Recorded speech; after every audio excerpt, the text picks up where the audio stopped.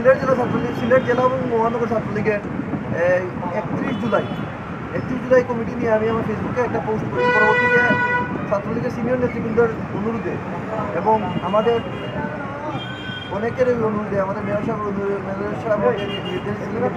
Delete করে তো ওইগুলো শুনে আমি ডিলিট করে দিচ্ছি, আমার পোস্টগুলো ডিলিট করে দিচ্ছি। পরবর্তীতে চিন্তা করলাম, আমি ছাত্রলীগের সাবেক কেন্দ্রীয় সদস্য ছিলাম, তো আমি চিন্তা করলাম যে ওরা তো আমাদের ছোটো বই, এই জন্য আর ওদের বিরুদ্ধে স্টেটাস দিলাম। পরবর্তীতে দেখা যায় ওরা আমার বিরুদ্ধে অনেক স্টেটাস দিচ্ছে, সমস্যা নাই এইগুলা।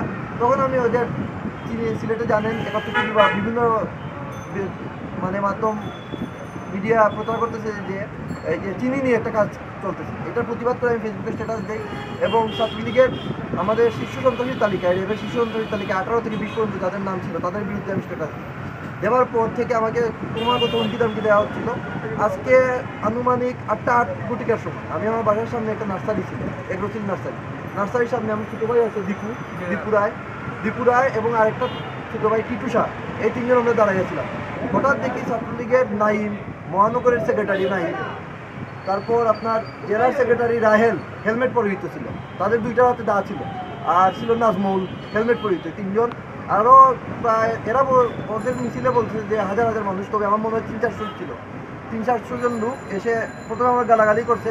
ওদের সাথে আমার ডিস্টেন্স ছিল প্রায় 10-15 গজের মতো। তা আমি ওদেরকে সাথে গালাগালি হয়েছি, আমি বলছি চলে, আমারা বলছে চলে যা তুই, আমি বলছি আমার জায়গা থেকে আমি চলে যাবো, চলা যা।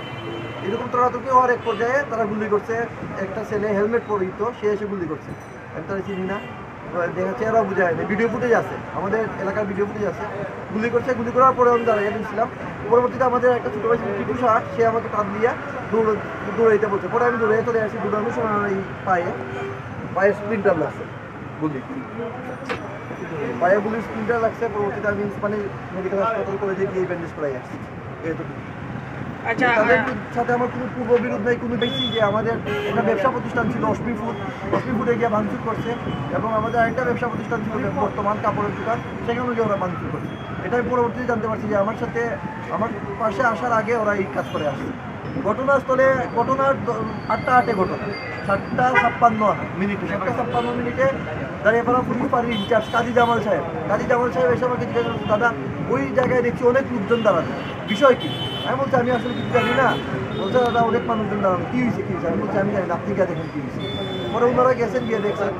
এরপরে আমি কিছু পুলিশ ছিল, পুলিশেরা সাইডে দাঁড়ানো ছিল। আচ্ছা, একটা বিষয় বলছেন যে চিনির ব্যাপার, চিনির ঘটনাটা কি? চিনির ঘটনাটা হলো কি, আপনার চিনি সিলেট জানেন আপনারা, বুমরার মাধ্যমে ভারতীয় আদালতের মাধ্যমে অনেক চিনির ঘটনা আসতেছে, এবং এগুলো আমি আদালতের এপিপি সিএম কোর্টে এপিপি হিসাবে আমাদের লজ্জা পেতে হয়, কারণ আমরা একসময় ছাত্রলীগ করে আসছি। যে শোনা যায় কোর্টে গেলে যে ছাত্রলীগের ছেলেরা বুমরার ব্যবসা করতেছে, বুমরা মানে চুরা কারবারি। এই জন্য চিনির বিরুদ্ধে আমি স্ট্যাটাস দিয়েছিলাম, চুরা কারবারির বিরুদ্ধে।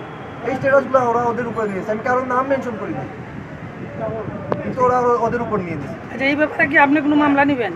হ্যাঁ, আমি মামলা করবো, অবশ্যই মামলা করবো। আমি আইনের লোক, আমি আইনের বাইরে কখনো যাবো না, আমি মামলা করবো।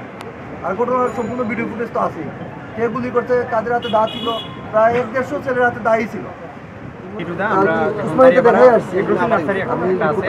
এখানে দাঁড়ানো ছিলাম, তার প্রায় 300 লোক ছিল। দাদা আমরা ঘুরে চলে যাচ্ছিলাম,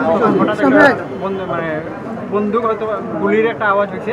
আমরা দাঁড়ানোর পর দেখলাম তারা প্রায় 200-250 মানুষ, হাতে দা, বন্দুকও ছিল, হেলমেট পরিহিত। তারা যাওয়ার জন্য বলছে,